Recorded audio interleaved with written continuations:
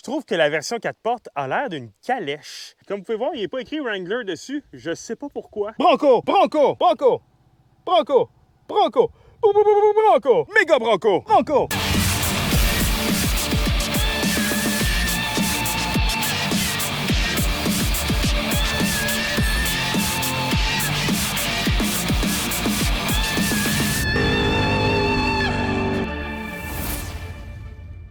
Salut, je suis pour CarPop et aujourd'hui, le Bronco édition héritage limité. Donc, c'est quoi le Bronco? Ben, le Bronco, c'est apparu en 1966. Un produit que Ford a lancé, c'était un véhicule pour venir concurrencer la Jeep. Donc, c'était un petit VUS hors route à l'époque et ça avait des assez bonnes capacités. Le véhicule a connu un certain succès et les ventes se sont poursuivies jusqu'en 1996 où c'était rendu littéralement un genre de Ford F-150 deux portes. Et malheureusement, rendu là, ben les ventes n'allaient pas très bien. O.J. Simpson y avait tout scrappé. Bref, ça ne fonctionnait plus. Alors Ford a cancellé le Bronco. Mais de nos jours, avec les VUS qui reviennent à la mode, Ford a commencé à flirter avec l'idée de ramener le Bronco. On avait même vu un prototype dans un film avec The Rock, que je me souviens même plus du titre tellement le film était mauvais. Donc Ford flirte depuis plusieurs années avec l'idée de ramener le Bronco. Et finalement, en 2021, Ford lance le nouveau Bronco. Pour 2023, Ford lance l'édition Héritage Limité et édition Héritage pour rendre hommage au Bronco original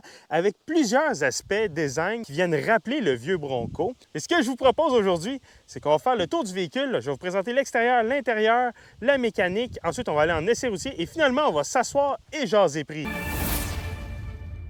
J'ai emprunté ce Bronco à la propriétaire du fameux Mustang Mach-E que j'ai pas mal démoli au cours de la dernière année. Comme j'ai dit, elle était un peu déçue de son Mach-E et elle a décidé de changer pour quelque chose de plus compétent l'hiver. Elle est allée fort. Et si vous voulez voir votre véhicule dans une de nos vidéos, vous pouvez nous écrire à notre adresse courriel qui va être dans la description ou sinon via notre page Facebook CarPop QC. Pas obligé que ce soit un véhicule neuf. Si c'est un Kia Magentis, c'est sûr que je me pointe chez vous de l'essayer. Donc, écrivez-moi, ça va me faire plaisir de vous répondre. Débutons par l'extérieur.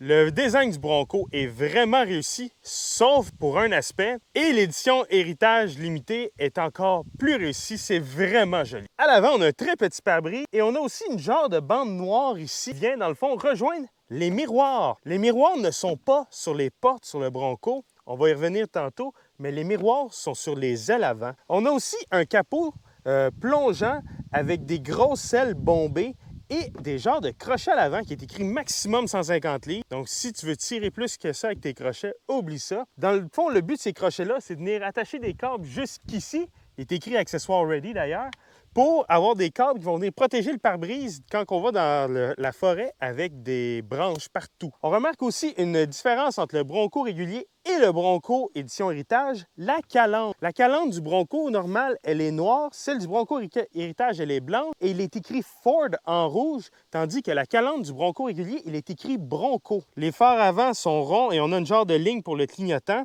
mais le design du phare rappelle celui du Bronco original.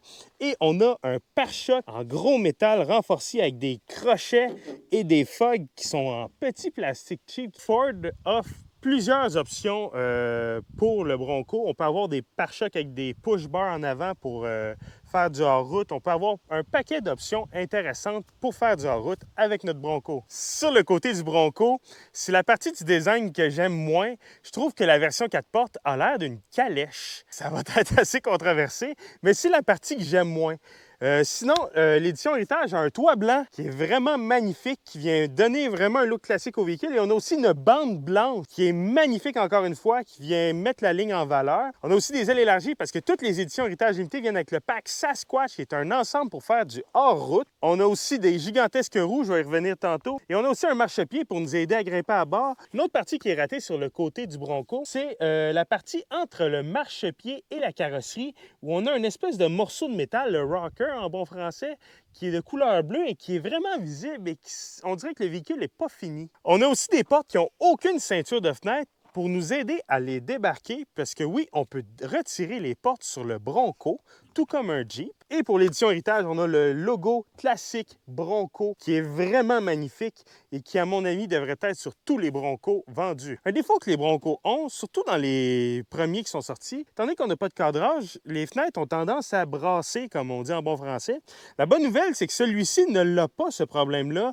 C'est un véhicule qui est tout nouveau, donc Ford a amélioré sa méthode de productivité et on n'a plus ce problème-là. Mais les versions 2021-2022, vous risquez d'avoir des fenêtres qui tremblent comme ça. Il y a un ajustement qui s'est fait dans le bas de la porte, mais c'est un problème majeur des nouveaux Broncos. Tout comme un Jeep, on peut retirer le toit sur le Bronco. Les deux parties ici sont faciles à faire. La partie arrière, ça prend des outils, c'est plus compliqué. Ce toit-là a amené beaucoup de problèmes à Ford. Ils ont eu beaucoup de difficultés à le mettre en production. Le toit dur, on peut aussi avoir un toit mou. La bonne nouvelle, c'est que les problèmes semblent régler à date. On va voir au fil du temps. Ça a pris au moins 1 an avant que Ford puisse de nouveau l'offrir aux propriétaires de Bronco.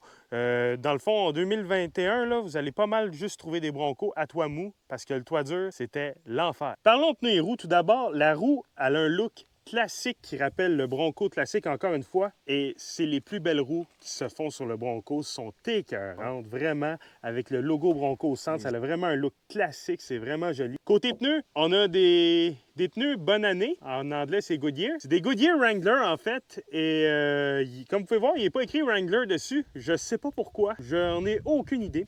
Côté dimension, on a du LT 315/70 R17. Pour les gars en route, c'est du 35 pouces en bon français. Ça coûte environ 2000 $ de pneus.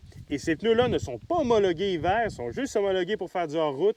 Donc, vous ne pouvez pas vous en servir l'hiver. Donc, 2000 $ l'hiver, 2000 $ l'été. Ça commence à coûter cher de pneus. Et on a aussi un pneu de spare qui est un vrai spare, donc il ne faut pas oublier de le changer, il faut vérifier la date de péremption. À l'arrière du Bronco, on a un profil très carré qui rappelle encore une fois le Bronco classique et on voit encore les accents de blanc du toit. On a les phares arrière qui sont carrés qui rappellent encore une fois le Bronco classique. On a une plaque qui est écrite Mack-E RIP parce qu'il n'est plus là, le Mack-E. On a un pneu de secours monté sur la valise avec un gros dildo au milieu. En fait, c'est la caméra de recul, ne pas confondre avec un objet sexuel.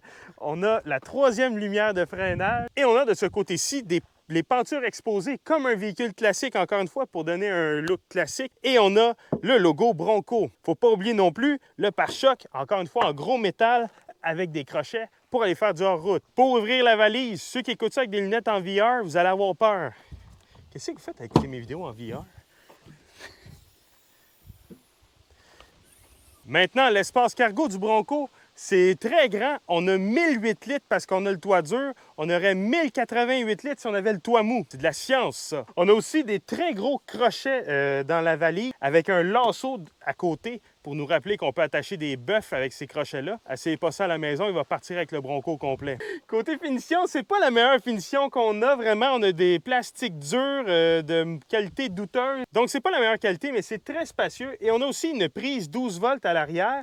Et on a des endroits d'accessoires comme ici, où il est écrit Accessory Ready. Dans le fond, le but, c'est d'imprimer des accessoires avec une imprimante 3D pour venir mettre ça. Donc on peut venir mettre, par exemple, je sais pas, un support à bouteille d'eau, des choses comme ça. Mais c'est ça, il y a plein de petites innovations comme ça qui sont vraiment cool dans l'espace cargo. Un autre bémol, c'est du métal directement. Vous allez avoir des objets qui vont venir cogner dedans, ça va le bosser, la peinture va lever et ça risque de rouiller avec le temps, cette porte de valise. Sinon, elle est quand même assez facile à utiliser, ce qui est assez rare pour une valise qui swing en bon québécois. Et on peut rouler avec la vitre ouverte si jamais ça vous intéresse. Avec les bancs baissés et le toit dur, on a 2197 litres d'espace cargo. Et avec le toit mou, on a 2350 litres. C'est très généreux. La question qui reste à se poser suite aux vidéos de la Mack-E, c'est est-ce que ces dimensions-là sont réelles? Parce qu'on a vu que Ford était assez généreux, merci, sur ses dimensions de valise. Mais en tout cas, c'est très spacieux. Petit défaut, le plancher n'est pas plat. C'est vraiment malheureux qu'on n'ait pas de plancher plat malgré tout. À l'arrière du Bronco, l'espace arrière est un peu juste pour les jambes. Le dossier ne s'ajuste pas. C'est comme ça que tu es assis. Droite comme une barre, comme à l'église. Dans la console centrale, on a une prise de maison régulière, une prise USB, une prise USB-C et on a nos boutons pour les fenêtres. D'ailleurs, c'est des fenêtres automatiques, bonne nouvelle. Les boutons sont au centre dans le but de pouvoir enlever les portes. On a aussi un petit espace ici pour ranger des choses. Et on a un grillage ici, comme on voit. C'est pour, encore une fois, imprimer des accessoires 3D et pouvoir les installer ici avec un poids maximal de 7 livres. Mais c'est vraiment assez cool. On peut vraiment donner beaucoup de polyvalence à notre Bronco. La présentation intérieure est réussie. La qualité des matériaux laisse à désirer pour le prix et la qualité de fabrication aussi. L'intérieur de porte est vraiment joli, mais alors qu'on croirait que c'est dessus, c'est pas mal juste du plastique, excepté ici où on a un tissu rembourré. Et comme j'ai dit plus tôt, la porte est conçue pour être enlevée. Et on a un espace dessous la porte ici pour mettre notre main pour soulever la porte. Donc on a une poignée pour nous aider à transporter la porte. C'est vraiment génial. Pour embarquer, on a une poignée pour nous aider à embarquer. Il est écrit Bronco dessus et elle a du rouge. Ça nous donne 5 HP. Et malheureusement, comme j'ai dit, la qualité de construction laisse un peu à désirer. J'ai l'impression que je pourrais l'enlever, la poignée à main. Les bancs sont exclusifs à l'édition Héritage et comme vous pouvez voir, ils sont magnifiques, ils sont en cuir, c'est vraiment joli. Et on a le cheval du Bronco brodé dans le banc, c'est vraiment beau. Dans le tableau de bord du Bronco, on a notre indicateur de vitesse analogique, mais on a aussi un écran qui indique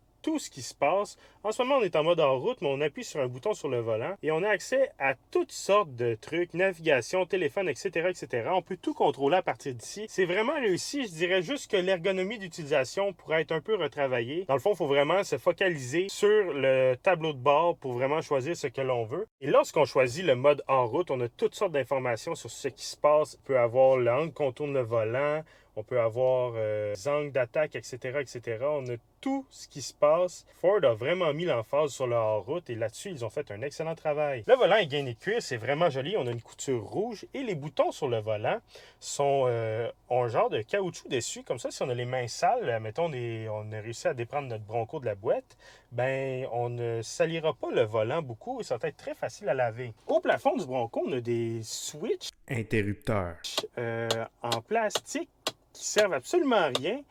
Mais dans le fond, le but, c'est lorsqu'on va poser des accessoires sur notre Bronco, exemple des barres de lumière LED, on peut venir les brancher après ces switches. C'est des interrupteurs, Charles. Des interrupteurs. Là, et c'est vraiment génial, c'est vraiment pratique et ça évite d'avoir des genres de boutons en métal un peu partout dans l'habitacle. C'est très bien pensé là-dessus. Au-dessus de l'écran, on a un bouton ici pour désactiver les barres anti-roulis pour nous aider à augmenter les capacités hors route. Essaye ça! On a un bouton pour barrer le différentiel avant, un bouton pour barrer le différentiel arrière, et on a un bouton ici qui est un mode qui nous aide à faire des U-turns. Donc quand on va tourner, le Bronco va barrer sa roue arrière à l'intérieur du virage pour faire tourner le Bronco plus facilement.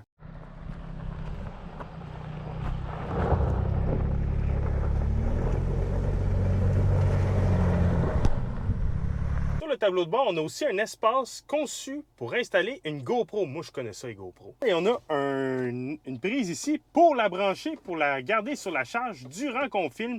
C'est très bien pensé. L'écran, c'est le fameux système Sync de Ford. Ça va très bien. Rien à dire dessus. Ça va super bien. Et comme vous pouvez voir dans la section fonction, on a un petit Bronco. Et il y a plusieurs Broncos cachés un peu partout dans l'habitacle. Donc, c'est le moment de trouver les petits Broncos. Bronco! Bronco! Bronco! Bronco! Bronco!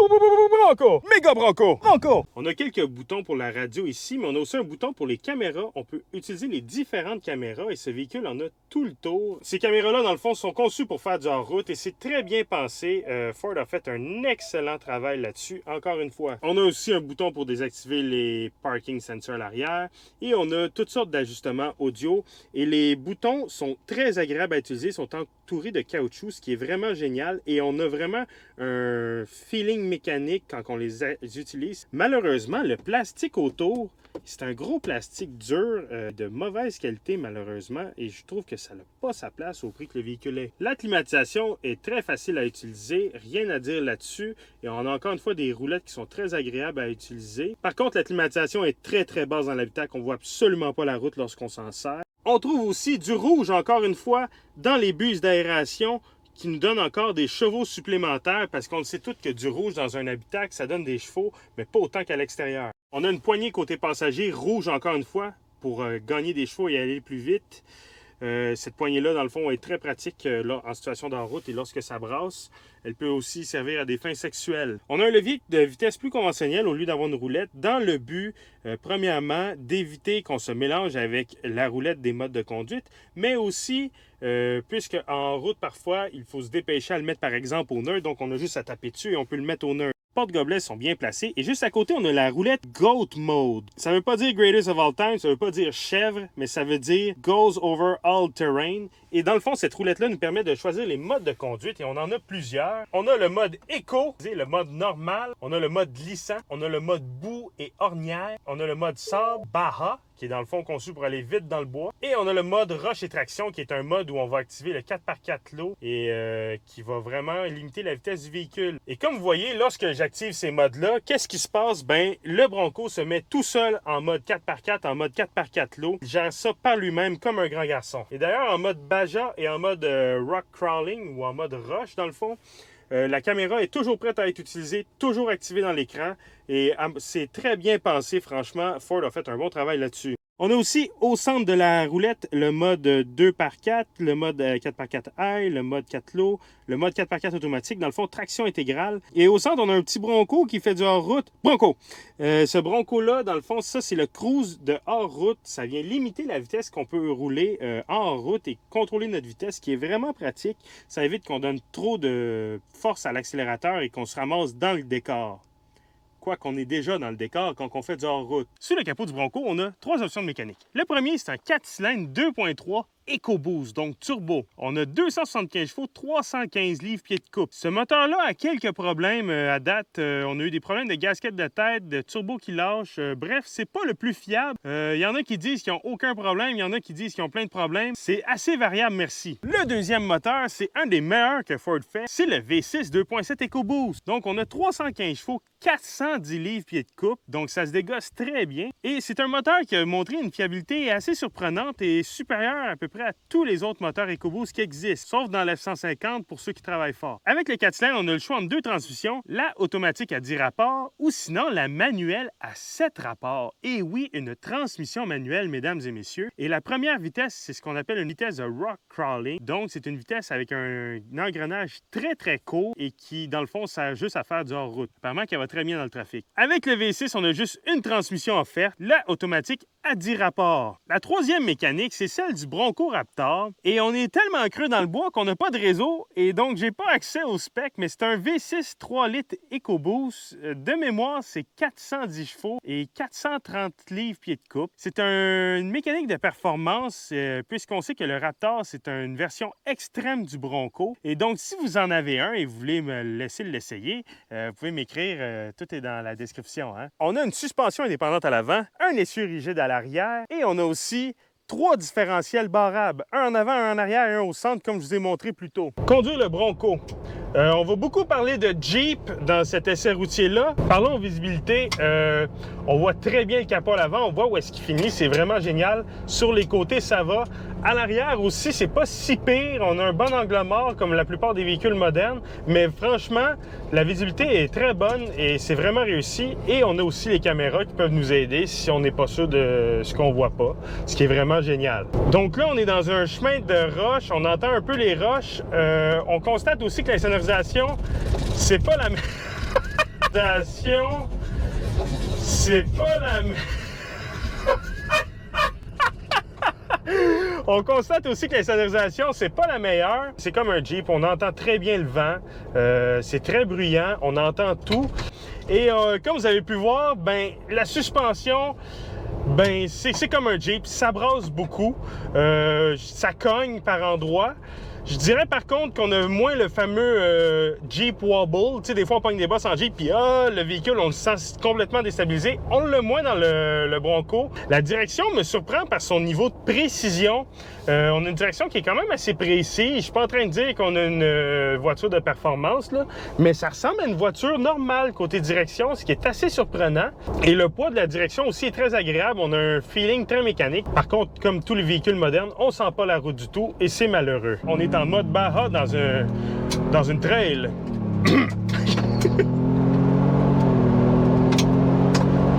Oh, ça commence à flotter un peu.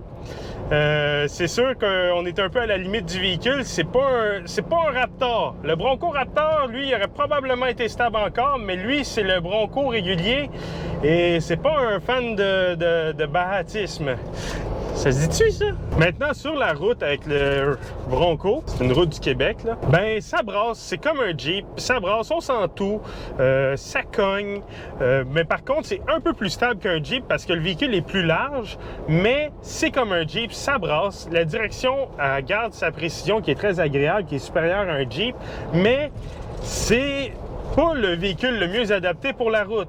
En ce moment, on est sur une route qui est un peu caroteuse, pas tant pire, et vraiment, ça brasse beaucoup. J'ai pris cette route-là récemment avec le Lexus NX que j'ai essayé l'autre jour, et on sentait rien, mais ici, on sent tout. En virage, la direction nous surprend encore par sa précision qui est, comme je disais, supérieure à un Jeep, et la tenue de route nous rappelle que c'est comme un Jeep. Ça tient pas la route. C'est vraiment un véhicule axé hors route. La suspension... on a un bon contrôle du roulis, on a des bonnes barres anti-roulis, mais on a l'impression que lorsqu'on va atteindre la limite du véhicule, le véhicule va pas se mettre à pencher, il va plutôt sacrer le camp sur le côté. En conclusion, le Ford Bronco, c'est une autre adaptation du Jeep. C'est vraiment axé hors route et la question se pose, est-ce que vous êtes prêts à payer ce prix-là pour aller dans le bois? Maintenant, parlons prix. Je vous préviens, comme vous pouvez voir le tableau, c'est extrêmement compliqué. Mais il y a une chose que tous les Broncos ont en commun, c'est vraiment cher. Donc, la version de base, le Big Ben, avec des sièges en vinyle, débute à 55 084 $. C'est le de base. Et là-dessus, vous pouvez ajouter des options. Vous voulez 4 portes? C'est 2 356 $ et 99 avec taxe. D'autres options, cette fois-ci, le reste des options que je vais nommer sont sans taxe. Le pack Sasquatch, ça c'est le pack qui vous offre les roues 35 pouces, les ailes élargies, les différentiels autobloquants, bref, tout ce qu'il faut pour aller dans le bois. 12 125 $. Pif! Fait qu'on est rendu à 67 000 plus taxe, fait qu'on est rendu à 69 000 $. On a un modèle de base. Pack 222A, ça vient avec un cruise control. Pas adaptatif, juste un cruise control, des sièges chauffants. 1850 $. Transmission automatique, 1500 $. Fait que, on commence fort. L'édition Black Diamond, elle, ça c'est la version une coche au-dessus. On a des sièges en vinyle, mais chauffant, et un cruise control, etc., etc. On a tout l'équipement du 222A et on vous charge 7 000 de plus. 1850, 7 000. Par contre, on a des rabais sur certaines options. Tout d'abord, on peut avoir le 2.7 EcoBoost, le fameux V6 que je vous recommande fortement. 4 690 $, le 2.7, une option assez dispendieuse. Pack Sasquatch, on vous fait un rabais dessus de 500 $, il est rendu 11 625. Et vous avez les sièges en vinyle, donc c'est vraiment pratique, génial, yes. Oubliez pas, encore une fois, vous pouvez rajouter les 4 portes. Ensuite, version Outer Bank, 66 495 et 79. Vous pouvez ajouter le pack 314A pour 3 700 $. Ça vient entre autres avec le cruise adaptatif. Il y a des Hyundai qui ont ça de base, Ford. Ensuite, le pack Sasquatch est rendu 10 130 $ et il est seulement 4 portes, donc pas d'option 2 portes. Donc, vous venez de sauver 2 356 et 99, puis vous venez de payer 4 000 de plus. Ah oui, puis vous pouvez pas l'avoir 2.7. Il se fait pas 2.7, lui. J'essaie de comprendre, moi aussi. Héritage Édition. Ne pas confondre avec celui qu'on avait. Nous autres, c'est le Héritage Limited Edition. Donc, Héritage Édition, lui, il vient d'origine avec le pack Sasquatch. Donc, il se retrouve à 70 525. Et on a l'équipement du Outer Bank. On peut l'avoir 2 ou 4 portes. Donc, on rajoute 2300, 72 000. Et on peut avoir le 2.7 EcoBoost pour 4 190 $. Mais admettons, je dirais le pack Sasquatch sur un Outer Bank. Ben, ça revient plus cher qu'un héritage édition. Donc, les héritages édition à ce point-ci, mais on est rendu quand même à 70 000 $ avant option pour une machine qu'on va mettre dans le bois. Ensuite, on a la version Badlands. Ça, c'est quand le terrain est mauvais. En gros, on n'a même pas le pack Sasquatch à ce prix-là, mais on a encore plus d'équipement. On est plus équipé que le Outer Bank. Ça débute à 71 571 et 84. On peut rajouter le pack Sasquatch pour 8 425 et le pack 334A. Ça veut dire un système de son haut de gamme. Encore une fois, cruise adaptatif, etc., etc. Là, on commence à avoir un équipement qui a du bon sens pour le prix, mais pour l'avoir, il faut que tu rajoutes 5 545 $. Ford, êtes-vous malade? Vous pouvez toujours avoir le 2.7 pour 4 190 $. Ensuite, on a le Everglades, qui est une version d'en-route extrême avec un treuil, etc., etc. Donc, tout ce que tu veux pour veiller tard dans le bois. Il est 84 058,22 pour aller dans le bois. Et il est seulement 4 portes. Tu peux pas avoir le 2.7. Par contre, il y a le pack Sasquatch. Ford, j'aimerais ça avoir autre chose qu'un 4 cylindres à 84 000 $. Je sais pas, là. Le seul genre de véhicule que je serais prêt à payer 84 000 $ pour avoir un 4 cylindres, c'est genre une Lotus Elise. Ensuite, on a le modèle Wild Track. Il est moins équipé pour veiller tard que le Everglade, mais on a quand même le même pare-choc super solide et le pack Sasquatch de base. Il vient aussi avec le 2.7 de base et on a des amortisseurs Fox. Lui, il est 88 530 et 75. Et si tu veux avoir le package tout équipé avec le système de son de gamme, bien, il faut que tu rajoutes 3 700 $. Et si tu le veux 4 portes, il faut toujours que tu rajoutes 2 356 et 99 avec les taxes. Fait que tu te ramasses avec un camion à près de 100 000 $ pour aller dans le bois. La version qu'on avait à l'essai, c'est le Heritage Limited Edition. Il est encore plus équipé que le Wild Track avec le 354A. Il y a des sièges en cuir, etc., etc. Et il y a tout. Il manque juste le treuil du Everglade. Le Everglade, c'est le seul qui a un treuil. Et on en demande avec les taxes, attachez votre truc, 102 465 et 72. Là, on va mettre les choses au clair, Ford. Le Wild Track et le Heritage Limited Edition est dans les mêmes eaux qu'un Land Rover Defender avec un équipement égal, équipé pour aller dans le bois. Je me pose pas la question, je vais aller me chercher un Land Rover Defender à ce prix-là. Parce que le Land Rover est mieux assemblé, mieux fini, plus confortable. Et finalement, on a le Raptor, le Jésus, il est écrit ici, des Bronco. Lui, il est seulement 4 portes, 133 911 et 38, mais ça, c'est une machine d'une autre planète. Vous pouvez jumper avec, vous pouvez faire du hors-route extrême, vous pouvez rouler 180 km/h dans le bois. Alors, si vous en avez un, j'aimerais vraiment ça l'essayer. C'est une machine qui pique vraiment ma curiosité. Donc, la question maintenant, étant donné que j'ai essayé le Jeep JL, qu'est-ce que je prendrais entre un Bronco et un nouveau Jeep? J'irais pour le Jeep. Le Jeep, oui, lui aussi est également excessivement dispendieux, mais on peut s'en sortir pour beaucoup moins cher que le Bronco. Et je trouve que le Jeep a un côté plus amusant au niveau de la conduite. Il y a un côté plus spécial et je le trouve aussi plus agile. Donc, c'est pour ces raisons-là que j'irais plus pour un Jeep. Ceci étant dit, le Bronco a un côté plus moderne niveau conduite, mais au final, on a les deux une conduite quand même assez rustique. Et je me dis, tant qu'à aller rustique, je vais aller extrêmement rustique, je vais aller vers un Jeep. Donc, mon verdict final sur le Bronco, ben ça coûte vraiment cher. Ford est dans une passe de prix très élevée et je crois que ce véhicule-là aurait une meilleure chance de se vendre si ils baissaient leur prix. Je veux dire, 55 000 pour le modèle de base, pas d'option. Ford, c'est vraiment cher et on finit à 102 000. C'est vraiment, vraiment cher pour ce que c'est. Je trouve que la valeur est dure à justifier. Il faut vraiment être un grand enthousiaste de Bronco, un grand enthousiasme de hors-route pour aller s'acheter un Bronco parce que sinon, il n'y a pas vraiment de bon argument. C'est pas un achat rationnel. Le Jeep, d'ailleurs, n'en est pas plus un.